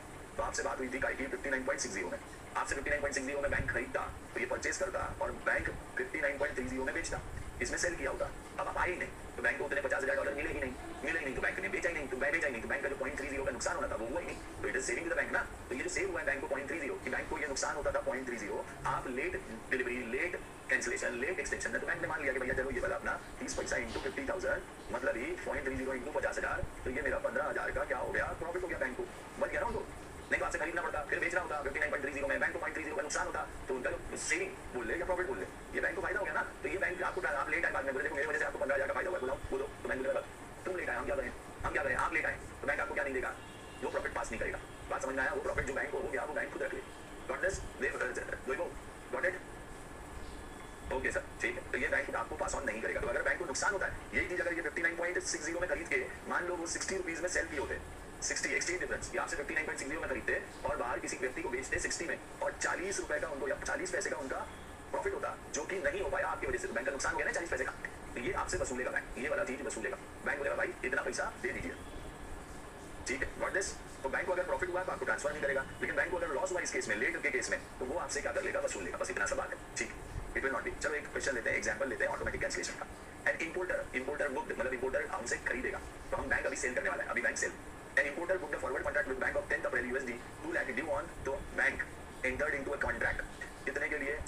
ऑन 10th अप्रैल को एक कॉन्ट्रैक्ट एंटर किया, 10th अप्रैल को, to sell how many, 2 lakh USD या 2 लाख डॉलर, बैंक बेचेगा $2 लाख, किस रेट पे बेचेगा? 64.40। तो एक इंपोर्टर है, उसको डॉलर की जरूरत है, बैंक ने एक कॉन्ट्रैक्ट एंटर किया to sell $2 lakh at 64.50, okay तब हो 64 और खुद को कवर कर लिया, जैसे कि हर प्रॉब्लम नहीं हो रहा है, इंटर बैंक रेट से टू परचेज दिस एट 64.28। यार इसका कोई मतलब नहीं रहता, आप जानते हैं। क्या आगे अच्छा ये कब तक का? तो an forward contract with this bank on 10th an importer book, ठीक है, ड्यू ऑन 10th जून, तो यहाँ से ये कितने महीने का पीरियड? 3 महीने का, 10th अप्रैल से 10th मई 10 जून, दो महीने का, सॉरी, तो पीरियड 2 मंथ फॉरवर्ड। तो in short bank will sell $2 lakh on 2 month forward, that is 10th of June 64.40 में, ऐसा दिया हुआ, ठीक है? एक्सचेंज रेट 10th जून को स्पॉट रेट उस दिन के रेट थे से 63.8082, 63.8082, 3 दिन इंतजार, ये स्पॉट रेट ऑफ 10th जून है, ये कब का है? 10 जून का है। अच्छा 13 जून जिस दिन ऑटोमेटिक कैंसिलेशन हो जाएगा, उस दिन का रेट दे रखा है 63.68, 63.72, 63.68, 13 जून का रेट दे रखा है, हाँ जी स्पॉट रेट। इसके अलावा जून का मतलब जून एंड का रेट दे रखा है 63.9295 और 63.9295। ऐसे ही 10th जून का और 13 जून के नीचे भी बहुत सारे रेट दे रखे हैं, 63.8085। फिर यहाँ पर जुलाई का भी ऐसे डेट दे रखा है कि 10 जुलाई को 60, ये 10th मान लो, एक काम करती है 10th ये 30, ठीक है, ऐसा 10th एंड 30, नहीं तो फिर कंफ्यूजन क्रिएट होगा, ठीक है? आगे 64.0509, 63.9399, अगस्त का भी रेट दे रखा है, सितंबर का भी रेट दे रखा है, ताकि आप कंफ्यूज हो जाए, बहुत सारे रेट दे रखे हैं एग्जाम्पल में। जब यहाँ 64.1825 एंड 64.48 एंड 56, ठीक, अलग अलग रेट दे रखे हैं। स्पॉट रेट दे रखा है 10th ऑफ जून का, मतलब ये 10th जून और 13th जून, ये इतना ही एप्लीकेबल है, मतलब ये इस चीज़ के लिए एप्लीकेबल है, ये वाला। उसके बाद जून एंड का, जुलाई का, अगस्त का, सितंबर का, आपको अलग अलग रेट दे रखा है। आगे exchange rate in dollar on 10 June 13 June, margin आपको बोल रखा है कि 10% मार्जिन रहेगी, मार्जिन कितने परसेंट रहेगी? 10%, सॉरी 0.10% रहेगी। एंड इंटरेस्ट आउटले के लिए इंटरेस्ट का rate, interest eight the rate 12% और फंड्स मान के चला 12%। तो नाउ अब वो बंदा आया कब? आपका 10th ऑफ जून को कैंसिल होना था, लेकिन importer came on 14th June, importer requested for extension to 10th of August, 10 अगस्त के एक्सटेंशन के लिए उसने रिक्वेस्ट, तो पहला वाला तो ऑटोमेटिक कैंसिलेशन हो गया था, उसका cancellation charges plus swap difference plus interest outlay, वो सब जोड़ जाके लेना होगा। और बोला हुआ rate to be rounded off, ऐसा प्रॉब्लम में कभी बोल देता है कि rate to be rounded off to 0.0025, मतलब आपको फिर 0.0025 का क्या लेना है, फिर लेना है। तो on 10 June bank swap by selling spot and buying 1 month forward, तो 10 जून को बैंक ने क्या कर लिया? Bank swap by selling spot and buying 1 month forward. इतना इन्फॉर्मेशन आपको प्रॉब्लम में दी हुई है। चल पहले तो प्रॉब्लम ठीक से लिखो, एग्जांपल लिखो। एग्जांपल क्या हुआ? पूरा एग्जांपल कि 10th अप्रैल को बैंक का ने एक फॉरवर्ड कॉन्ट्रैक्ट एंटर किया था to sell $2 lakh 2 month forward, ठीक है। तो बैंक बेचने वाली थी, कोई कस्टमर खरीदने वाला था इस चीज को डॉलर को, कितने 2 लाख, क्या रेट पर 64.540। तो ये तो मेरा कॉन्ट्रैक्टेड रेट हो गया। ये रेट कौन सा रेट हो गया? कॉन्ट्रैक्टेड रेट हो गया। चल कॉन्ट्रैक्टेड रेट जल्दी से करो आज के लिए, ये वाला कंसेप्ट लास्ट क्वेश्चन, और जितने समय में भी होगा अपन बंद कर देंगे, उसके बाद फिर कल से प्रॉब्लम चालू करेंगे। मतलब यहाँ कंसेप्ट खत्म हो गए तो अपन कल से क्या करेंगे? प्रॉब्लम चालू करेंगे, ठीक है। हाँ, तो अब 10th ऑफ जून का रेट है 63.80, 63.82 और 13 जून का रेट है 63.68, 63.72, ठीक है। जून एंड हो गया, जुलाई एंड का रेट दे रखा है, अगस्त का रेट दे रखा है, सितंबर का रेट दे रखा है, तो ये अलग अलग रेट दे रखे हैं, मान के चलते हैं ऐसे अलग अलग रेट दे रखे हैं। अब क्या हुआ?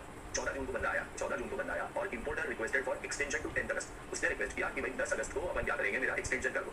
रेट राउंड ऑफ करना है आपको 0.025 और बैंक ने क्या कर लिया? स्वैप कर लिया by selling spot and buying 1 month forward, ठीक है। अब इसके केस में आपको कैंसिलेशन चार्जेस कैलकुलेट करने हैं, क्या क्या चार्जेस लगेंगे। चलो एक एक चीज सोचते हैं। सबसे पहले तो अपन एज यूजुअल कैंसिलेशन रेट निकालेंगे या एक्सटेंशन का जो पैसा है वो कैलकुलेट कर लेंगे।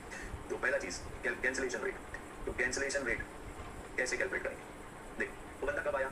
वो कब आया? बंदा कब आया? 14 जून को आया, ठीक है। बट हमारा तो कैंसिलेशन, ऑटोमेटिक कैंसिलेशन कौन से तारीख हो गया? 13 जून को ऑटोमेटिक कैंसिलेशन। अच्छा मुझे एक बात बताइए, अगर आपका कॉन्ट्रैक्ट सेल का था, अगर आपका कॉन्ट्रैक्ट सेल का था, योर कॉन्ट्रैक्ट, तो जो अभी तक अपन कर रहे हैं वैसे ही करते हैं। जो अभी बोलेगा क्या कौन पार्थ, अच्छा पार्थ तो चला गया, नहीं तो पार्थ बोलेगा कि सर पहले कॉन्ट्रैक्टेड रेट लिखते हो तो कॉन्ट्रैक्टेड रेट लिखो, अचानक कैंसिलेशन रेट पहले क्यों? तो आपका कॉन्ट्रैक्टेड रेट था कितने का? से 64.40 चेक कर लो। Contracted rate 64.40। ये कॉन्ट्रैक्ट रेट परचेज का नहीं है, ये का रेट है सेल, तो आपको काउंटर पोजीशन लेनी है। तो देयरफॉर बाइंग रेट, बाइंग या कैंसिलेशन रेट, कैंसिलेशन रेट, अच्छा कैंसिल ऑटोमेटिक कैंसिलेशन हुआ तो कैंसिलेशन रेट कौन सी तारीख का लिया जाएगा? 13 जून का लिया जाएगा। और कौन सा काउंटर पोजीशन के लिए? 13 जून कौन सी काउंटर पोजीशन के लिए बाइंग रेट लेना होगा? चलो मेरे को बताओ क्या रेट लेंगे। अगर 64.40 हमारा कॉन्ट्रैक्टेड रेट है, cancellation rate 63.68, yes sir 63.68, counter position लेंगे 63.68, ये दिया हुआ है आपको। ये 13 जून का रेट 63.68, ये मैंने मार्क किया, ये वाला रेट। अच्छा बाइंग रेट में मार्जिन ऐड करते हो कि माइनस करते हो? मार्जिन ऐड करोगे कि माइनस करोगे? Less margin sir. Kavya is on fire. जैसे ही उसको पता चला कि ये लास्ट क्वेश्चन है, फटाफट कैलकुलेट कर बता दे, है ना। 0.06368 बराबर 0.06368, तो माइनस कर देंगे तो हमारा कॉन्ट्रैक्टेड रेट क्या आ जाएगा?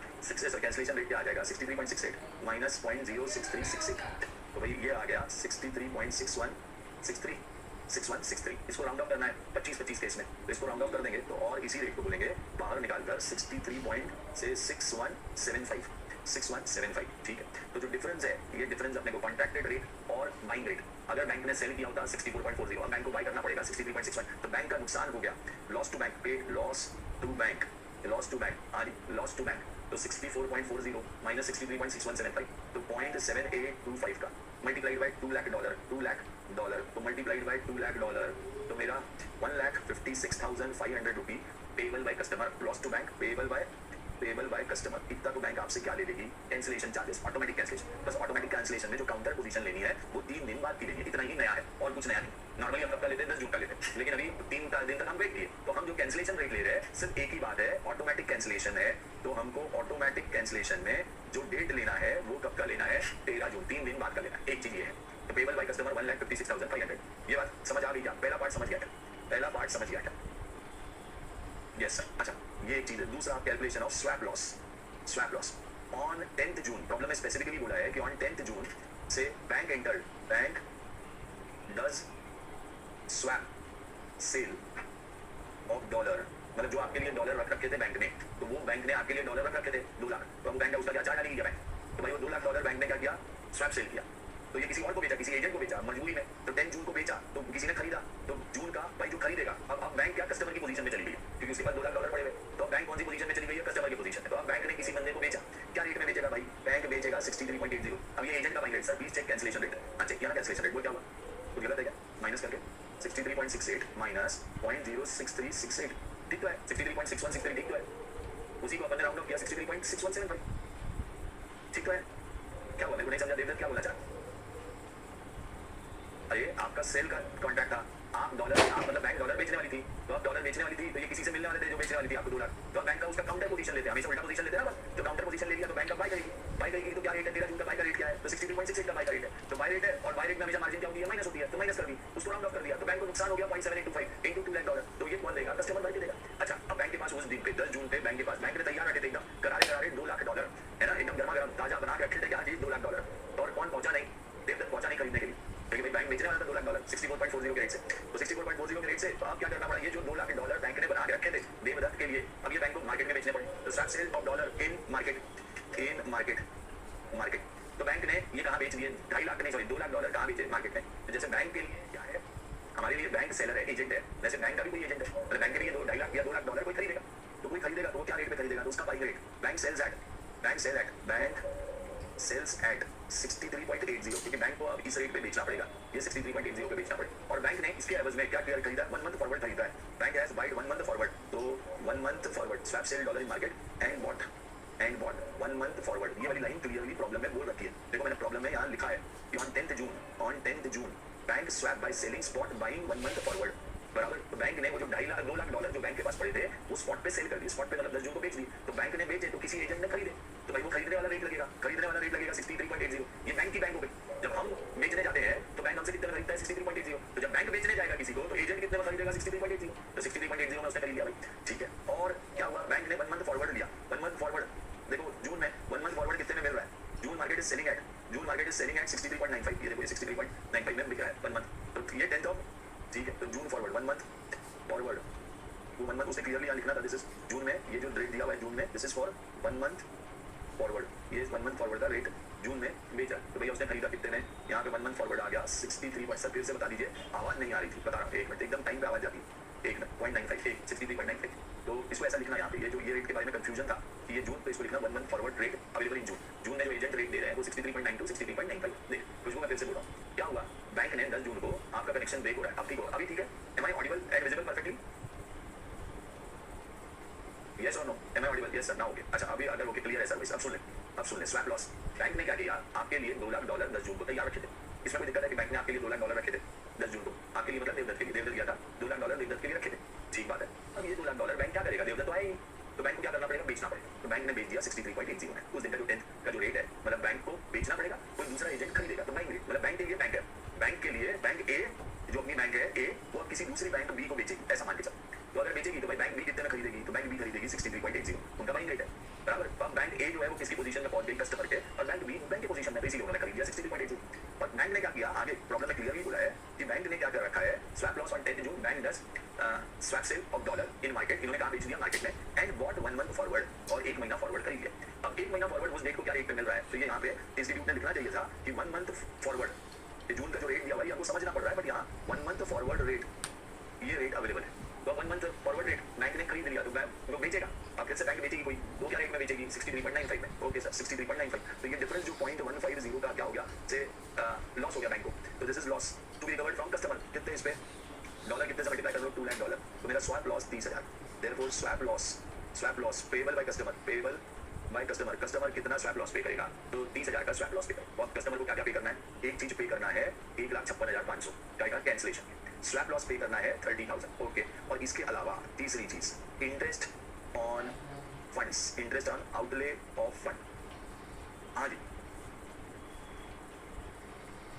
अब चलो, हाँ जी, 9 सेंस एट 63.80 और बैंक ने फॉरवर्ड ले लिया 63.95, ठीक है। तो on 10th June bank receive delivery under cover contract. चलो ध्यान दो, ये देखो इसने अपने आप को कवर कर रखा था, बैंक ने अपने आप को कवर कर रखा था, ये आपको सेल करना था, वो $2 लाख जो आपको सेल करना था, बैंक को भी तो वो कहीं ना कहीं से अरेंज करने पड़ेंगे, बैंक को भी तो वो कहीं ना कहीं से अरेंज करने पड़े, तो उन्होंने वो किससे परचेज कर रखे थे, तो वो परचेज कर रखे थे एक दूसरी बैंक से। तो बैंक को तो भैया क्या होगा, वो $2 लाख जो देवदत्त,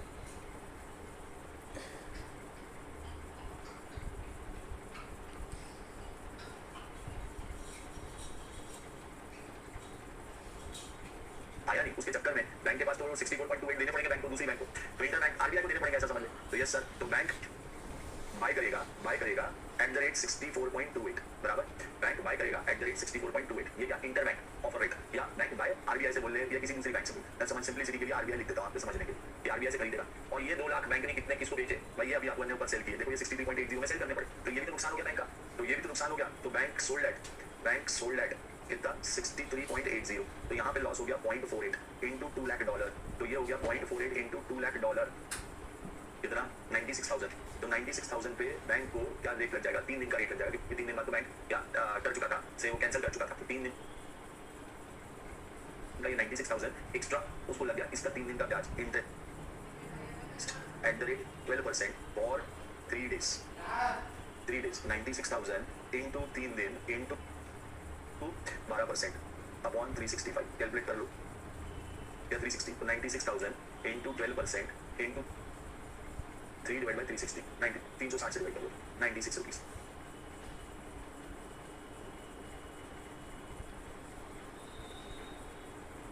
तो therefore amount payable, therefore enter total amount payable bank को पेएबल बाय कस्टमर, ऊपर हमने कैंसिलेशन का 156 पाया,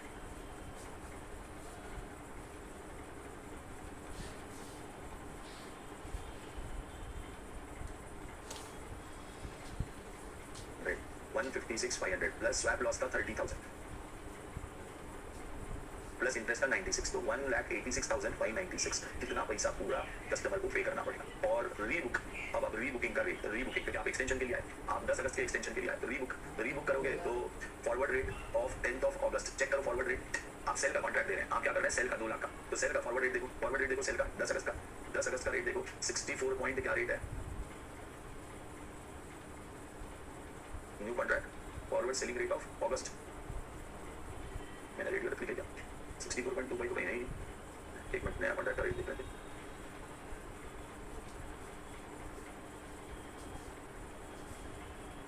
नहीं 10 अगस्त का है, बट अभी अपन कब कर रहे हैं,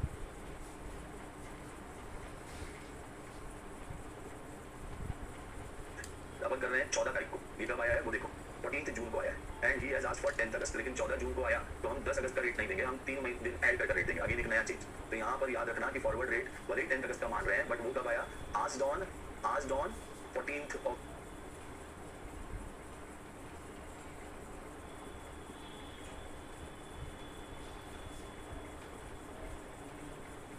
जून, तो अपन यहाँ कौन से डेट का देंगे, 13th of August का रेट देंगे, विच विल बी 64.25 का रेट देंगे, 60 प्लस ऐड मार्जिन, तो मार्जिन ऐड कर ले भाई, कितने की मार्जिन है, तो मार्जिन ऐड कर लेंगे कौन सी डेट का से 10%, 0.10, तो 0.0643 समझ इतना ऐड कर दो, तो अगर इसको ऐड कर दोगे 64.25 अपने को 14 तारीख तक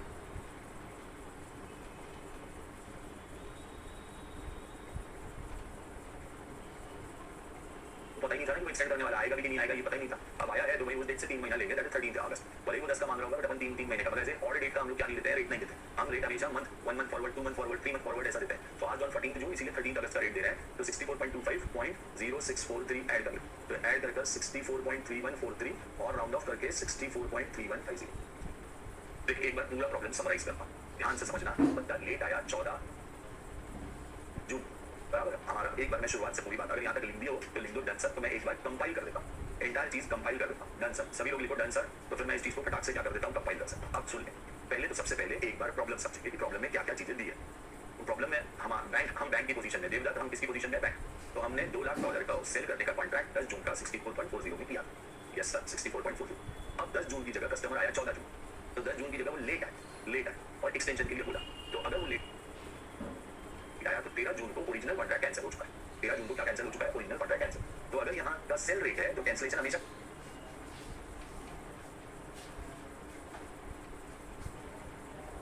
काउंटर रेट से होता है, तो ये सेल रेट है तो इसको बोले कॉन्ट्रैक्टेड रेट, और 13 जून को बाइंग रेट, ये बाय रेट ये 63.68 ये मैंने येलो से मार्क किया बराबर, तो इन दोनों का बाय रेट में हम मार्जिन माइनस करते हैं, तो 63.68 में मैंने मार्जिन माइनस कर, तो कॉन्ट्रैक्टेड रेट 60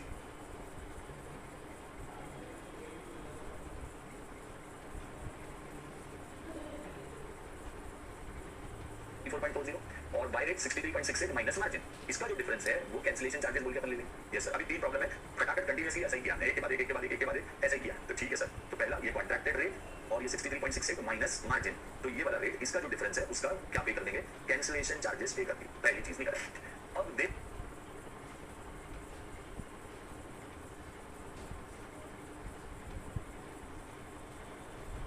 के लिए बैंक ने $2 लाख तैयार रखे थे, बराबर तैयार रखे। तो बैंक ने ये $2 लाख तैयार रखे थे देवदत्त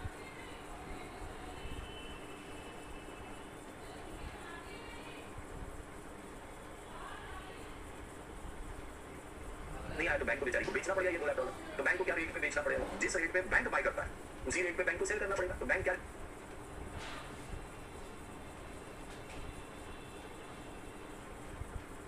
रेट पे बाय करता है 63.80, ये वाला रेट 63.80, इस रेट पर क्या करना पड़ेगा, बैंक को सेल करना पड़ेगा। तो बैंक ने 63.80 सेल किया, और प्रॉब्लम में क्लियरली बोला गया है कि bank sold on 10th June, extract किया बैंक ने, वो 2 लाख बेच लिए और 1 महीना फॉरवर्ड खरीद लिया। तो 1 महीना फॉरवर्ड का रेट क्या है, 63.95। तो ये 63.80 और 63.95 का डिफरेंस 0.15 इंटू 2,30,000 रुपए बैंक को स्वैप लॉस होगा। तो ये स्वैप लॉस भी बैंक आपसे वसूलेगा, ठीक बात है। चलो ये स्वैप लॉस 63.80 और 63.95 का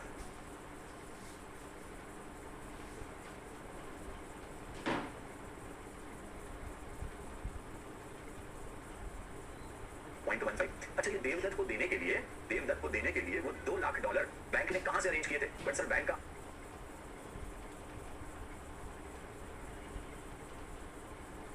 आस्क रेट तो 63.82 है ना, तो वो बेच सकता है ना 0.82 में। भाई देख, बैंक का आस्क रेट है लेकिन रेडी कस्टमर भी को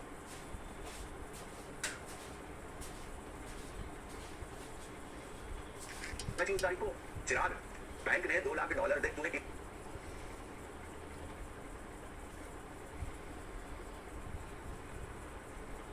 किसी के लिए $2 लाख जमा करके रखे, तो $2 लाख जमा करके रखे हैं तूने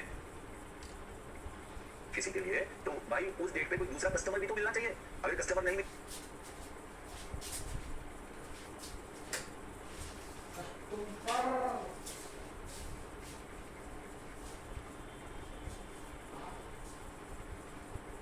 मिला तो बैंक को जाके किसी दूसरे बैंक को बेचना पड़ेगा, और उस बैंक का रेट क्या रहेगा, 63.80, 63.82। तो भाई बैंक को क्या रेट पे बेचना पड़ेगा, 63.80 पे बेचना पड़ेगा। वो सिचुएशन में तो ऐसे ही होगा। तो बैंक तो अपना वो सिचुएशन ही मानेगी कि सर देवदत्त के लिए 2 लाख मैंने जमा करके रखे थे, देवदत्त आया नहीं, तो हमको भैया 63.80 में दूसरी बैंक को बेचना पड़ेगा। जब ये चिराग बात समझ गई? ओके सर, स्वैप केस में वर्स्ट सिचुएशन है यार। यस सर, तो बस भाई मैं ऐसा थोड़ा है कि मार्केट में रेडी लोग बैठे हैं, देवदत्त के लिए अरेंज करके रखा था यार, तो देवदत्त आया नहीं, तो 63.80 में मेरे को सेल करना पड़ेगा। ठीक है, ये तो कंफर्म हो गया ना, 63.80 में सेल करना पड़ा। अब ये बैंक ने ये जो पैसा था, ये कहां से लाया था? बैंक ने ये जो पैसा था, ये $2 लाख ये कहां से खरीदा था? तो इसने आरबीआई से खरीद के रखा था। ये देखो इंटरबैंक करेक्ट बात है, ये इंटरबैंक से खरीद के रखा था। यहाँ देखो इंटरबैंक परचेज करके रखा था, ये 64.28 में, 64.28 इंटरबैंक। तो बैंक की जेब से वो 2 लाख के लिए 64.28 तो कौन सी तारीख को चलेगा, 64.28 कौन सी तारीख को चलेगा, 10 तारीख को चलेगा सर। और हमने जनाब देवदत्त पहुंचे कब 14 तारीख को सर। तो बैंक ने वो 64.28 में खरीदे थे और बैंक ने वो बेचे 63.80 में। तो बैंक का आउटफ्लो हो गया, नेट डिफरेंस बैंक का आउटफ्लो हो गया 64.28 माइनस 63.80, तो बैंक आउटफ्लो हो गया 0.48 का ऑन 2,96,000। ये 3 दिन के लिए, क्योंकि 3 दिन तक तो पता ही था ऑटोमेटिक कैंसिलेशन तक बैंक वो 2 लाख लेके बैठी थी।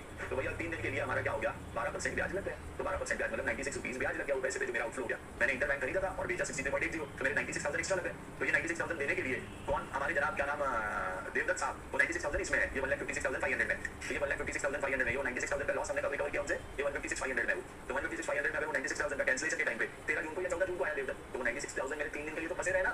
तो 96,000 वापस रिकवर कब हुए, 14 जून को, जब देवदत्त आया बताने की ऐसा हो गया, लेट आया, मैं आ नहीं पाया टाइम पे, तो ये 1,56,500। तो ये जो 96,000 का लॉस है, ये मेरा 3 दिन के लिए फंसा रहा। तो 3 दिन का उस पर ब्याज पकड़ लिया 96 रुपीज। तो 1,56,500 प्लस 30,000 प्लस 96, ऐसा 1,86,596 आपको क्या करना पड़ेगा, बैंक को पे करना होगा। You need to pay to the bank 186,596। और बैंक जब बुक करेगी, रीबुक करेगी, तो वो अभी से जून से 2 महीना का फॉरवर्ड लेगी। तो बुक करने आप 14 जून को आए तो 13 अगस्त का देगी रेट 64.25, ना मार्जिन ऐड करेगी 0.0643 और टोटल आ जाएगा 64.315। क्या ये बात सबको अब एकदम क्रिस्टल क्लियर है कि बैंक के क्या क्या नुकसान हुए थे? पहला नुकसान हुआ था बैंक का कैंसिलेशन का, तो वो कैंसिलेशन का पैसा मांग लिया बैंक ने 1,56,000। दूसरा नुकसान हुआ था स्वैप लॉस का, तो स्वैप लॉस रिकवर कर लिया 30,000। और आपके चक्कर में बैंक को रेट देना पड़ गया था 96,000 एक्स्ट्रा इंटरबैंक खरीदी और बेचने। तो 96,000 आपसे रिकवर करने में बैंक को 3 दिन लग गए, क्योंकि 3 दिन तक आप आए नहीं, आप मतलब देवदत्त आए नहीं। तो 3 दिन तक देवदत्त नहीं आया, तो वो 3 दिन का बैंक क्या भी लेगी, वो 3 दिन का बैंक ब्याज भी लेगी। तो बैंक भैया देख, आजकल बैंक है एकदम सूदखोर बनिए से भी ज्यादा वो है, हर चीज का कुछ भी हो, अगर मेरा 2 दिन के लिए भी पैसा फंसा रहा बैंक का, बैंक उस पर ब्याज देता है। तो 96,000 3 दिन के लिए फंसा रहा बैंक का एक्स्ट्रा, क्योंकि उसे रिकवर तो क्या कर लिए थे 64.28 इंटरबैंक पे किए थे और रिकवर कर लिए थे 63.8 में बेच के। तो भाई तुम ऊपर जो आउटफ्लो हुआ 96,000 का, वो वाले आउटफ्लो का वो 3 दिन का ब्याज लेगा। तो ये सब मिला करके आपका 186,996 बैंक आपसे लेगा और रीबुक करेगा क्या रेट में 64.315 को। क्या ये एकदम क्रिस्टल क्लियर है सबको? अब यस और no, is it clear to everyone?